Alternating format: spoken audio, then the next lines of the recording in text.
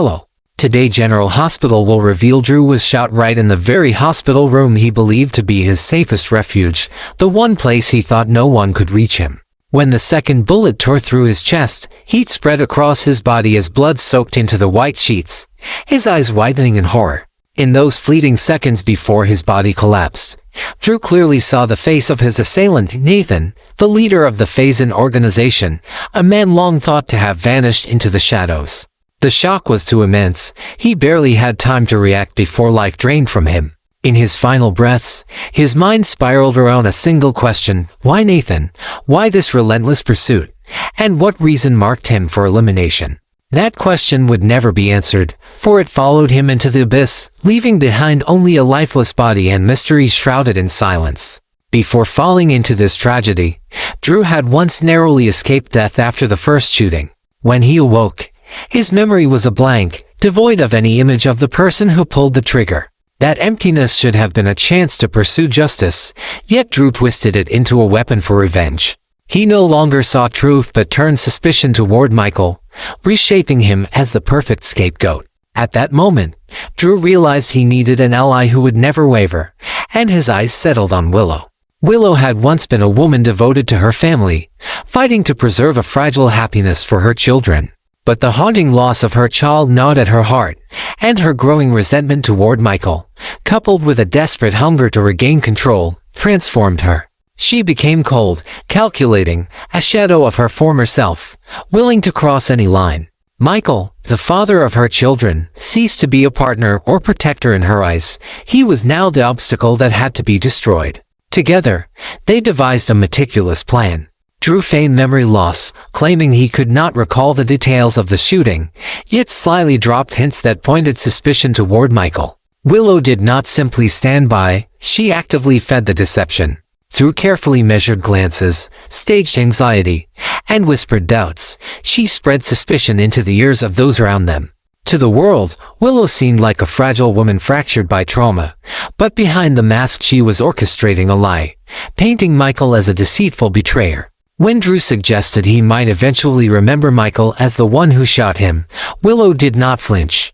On the contrary, she agreed to go further. If the time came, she would testify in court, swearing to falsehoods in order to reinforce Drew's fabricated memory. That moment of agreement sealed Willow's descent into betrayal. She knew that doing so meant destroying the father of her children, yet it no longer mattered. Her heart had hardened into stone, her resolve fixed on pushing Michael into the abyss of criminal blame, no matter the cost. Drew believed their plan was unbreakable, confident that with Willow at his side, the facade would hold. But reality struck swifter than either of them could predict.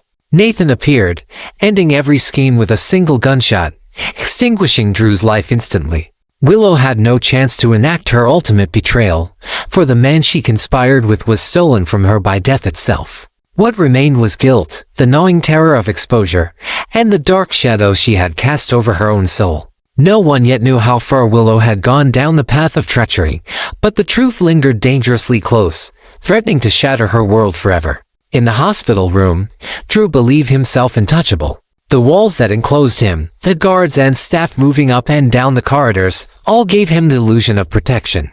He carried himself with smug certainty, convinced that as long as Willow remained on his side, his fabricated story could withstand any scrutiny. He saw her as the one constant in the storm, the anchor that would hold him steady as he twisted the truth to suit his ends. He had no idea that the walls he trusted would soon become his tomb. For Willow, the alliance was never about affection or shared history. She had reached a point where Michael, once the man she had loved, became nothing more than an obstacle in her path. Losing her child had hollowed her out, left scars that she dressed with the poison of resentment. Drew stepped into that void, not as a partner she cherished, but as a blunt instrument to wield. She wrapped her hands around the weapon he offered and let her anger sharpen her choices. By standing beside Drew, she crossed a line she could never uncross, turned herself into a betrayer, not only of Michael but of the family she once swore to protect. Their plot was calculated with precision. Drew played the victim perfectly, confused, traumatized, and conveniently unable to recall the face of his attacker. Yet in his haze, he began to plant the seeds of doubt, dropping Michael's name in subtle ways that would sprout into suspicion. Willow watered those seeds with her own deceit. She allowed herself to tremble at the right moments, to speak with just enough fear in her voice, to let her eyes flicker with manufactured unease whenever Michael was mentioned. To the world, she was a broken woman, clinging to her fragile sense of safety. In truth, she was painting Michael as a man with something to hide. And when Drew hinted that one day his memory might return to reveal Michael as the gunman, Willow didn't hesitate. She offered her compliance without a second thought, ready to testify if necessary, willing to put her name and her word on the line to reinforce his lie. It was in that moment that Willow severed the last tie to her conscience. She had decided, without hesitation, that Michael, father of her children, would be sacrificed if it meant reclaiming what she believed she deserved. Yet fate has its own hand in every scheme. Nathan appeared like a phantom, stepping through the veil of safety Drew had constructed. In one brutal instant, the shot ended Drew's life and with it, the conspiracy he and Willow had so carefully designed. Blood spilled across the bed, staining everything Willow had clung to. Drew's final gasp echoed in her memory, but what remained was not grief, it was terror. She had bet everything on him, and now he was gone. The death of Drew did more than extinguish their plot. It ripped away Willow's shield, leaving her alone, vulnerable, and consumed by dread. Every day afterward, fear gnawed at her edges. She replayed their whispered conspiracies in her head, wondering if she had left behind some trace, some slip of the tongue that Anna or Jason could uncover. She lay awake at night, haunted by the possibility that someone, somewhere, knew the depth of her betrayal. To the outside world, she performed flawlessly. She became the grieving widow, the fragile mother devastated by the sudden violence that stole Drew from her. She wept on cue, her hands trembling as she clutched family photographs, her voice breaking at the thought of being left alone again. Neighbors, friends, even Michael at first, offered her comfort. They believed her suffering was genuine. But behind closed doors, the performance cracked.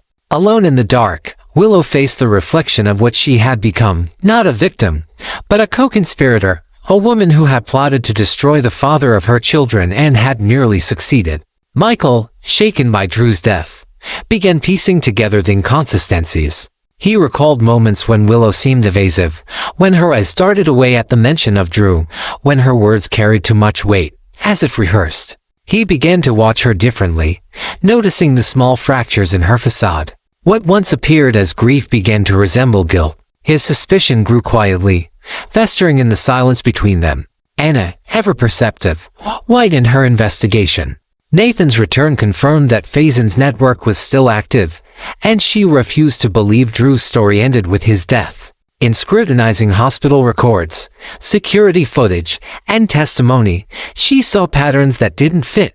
Willow's constant presence at Drew's side, her uncanny alignment with his statements, and her rehearsed sorrow all drew attention. Anna didn't accuse her outright, but the suspicion lingered like a shadow following Willow wherever she went. Jason, too, sensed the lie. He had always read people well, and Willow's grief rang hollow to him. He watched her carefully, storing away the subtle contradictions in her story, waiting for the moment when her mask would slip.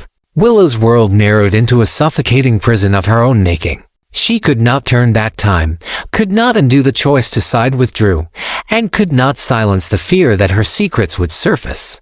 Each day she woke beside her children, feeling the sting of betrayal burn deeper as she remembered what she had been willing to do to their father. Each glance from Michael, filled now with quiet suspicion, became another knife twisting in her chest. And all the while, the ghost of Nathan's presence lingered. The bullet that ended Drew's life had opened more than a wound in her schemes. It had cracked open the truth that Faison's organization had never truly disappeared. That shadow loomed over her now, promising that her darkest sins would not remain hidden forever.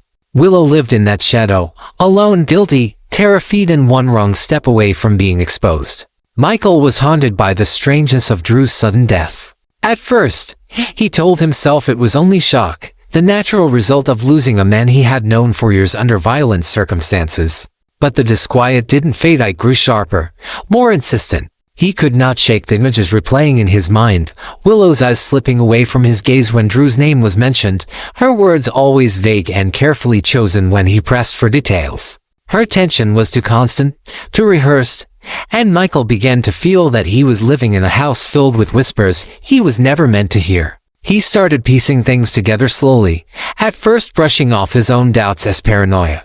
Yet the memories accumulated. He recalled the hushed tone Willow had used when she returned from visits to Drew, the way she became defensive whenever he asked what they had discussed, the slight tremor in her hands that she tried to hide.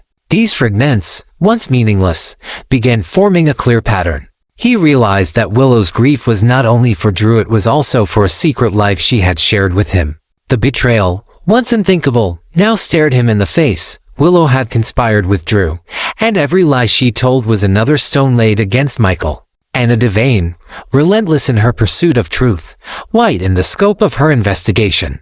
Nathan's shocking reappearance at the hospital had confirmed what she dreaded, that the Phazon organization still lived, cloaked in shadows and waiting for the right moment to strike. But as she combed through the evidence, another disturbing thread emerged. Hospital records showed that Willow's presence in Drew's room was nearly constant, far exceeding the boundaries of concern one might expect. Witnesses recalled heated conversations, Willow leaning in close to Drew, their voices low and urgent.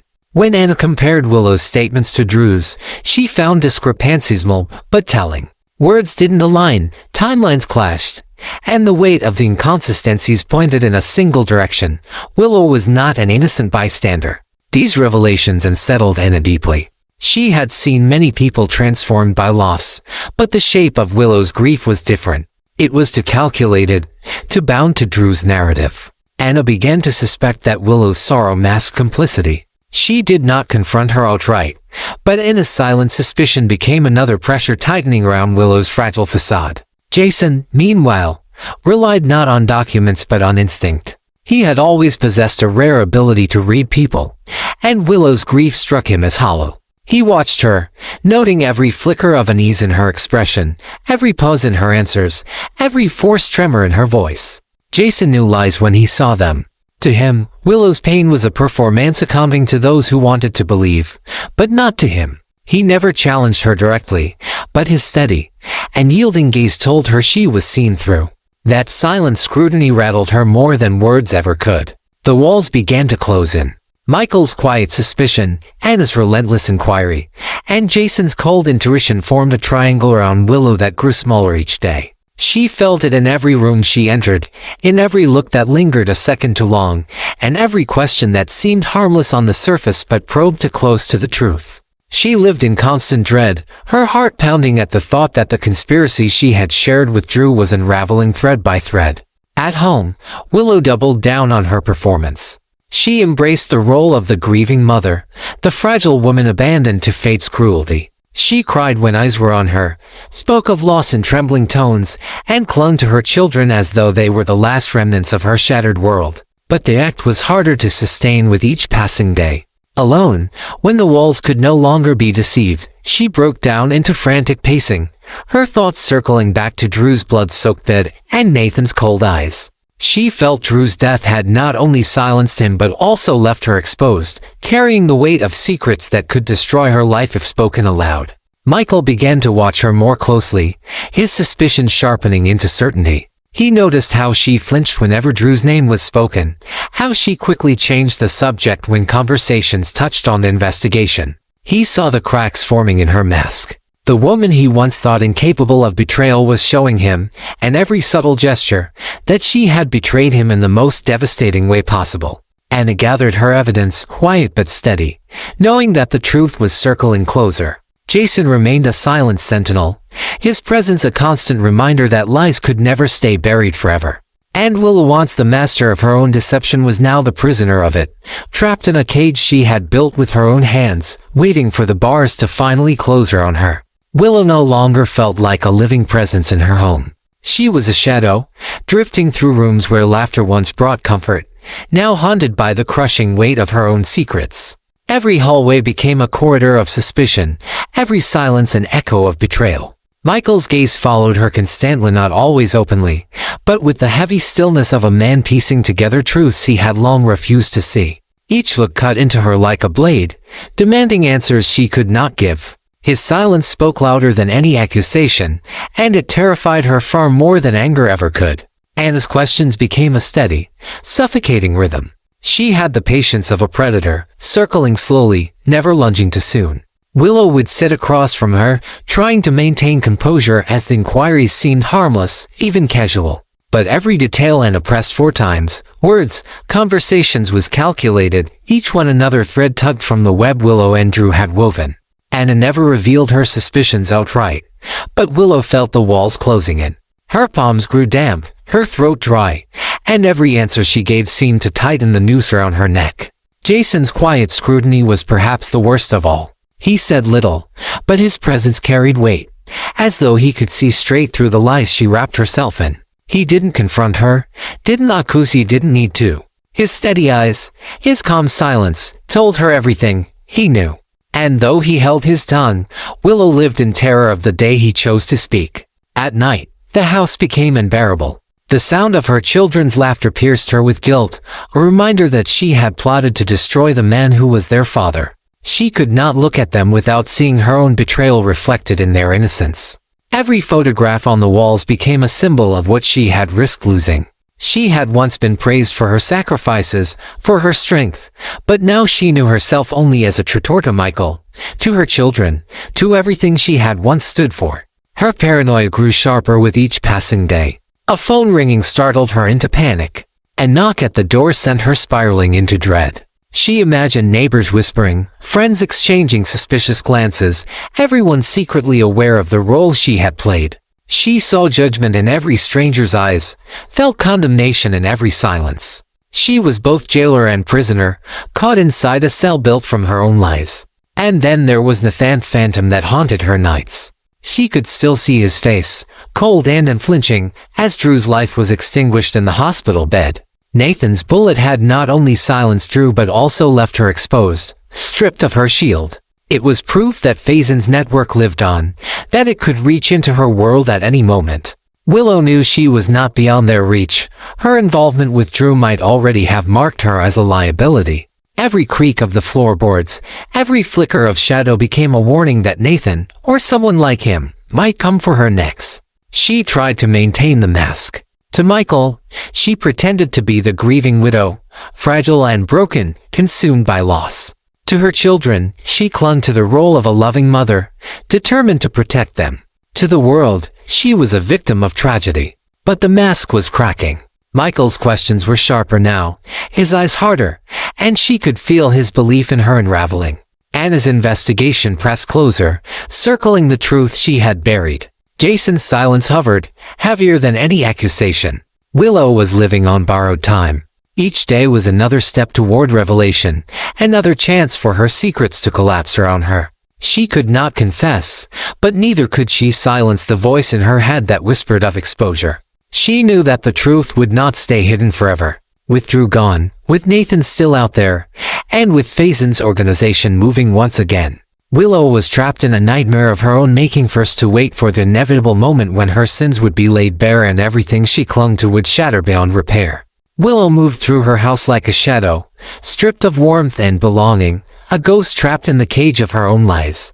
Every look from Michael burned into her, every simple question from Anna pressed down like a weight against her chest, and every silent glance from Jason sliced through the mask she tried desperately to wear. She could no longer confess without destroying everything, but she could not escape the growing certainty that the truth was already alive in the minds of those around her, waiting to be spoken aloud. The woman who had once been praised for her sacrifice and devotion now existed only as a husk of betrayal. She had turned against the man she once loved, against the father of her children, against the very family she once vowed to protect. With Drew gone, she had lost the only partner who shared her guilt. With Nathan's cold face burned into her memory, she understood that the Faison organization was not only alive but closer than she could bear to imagine.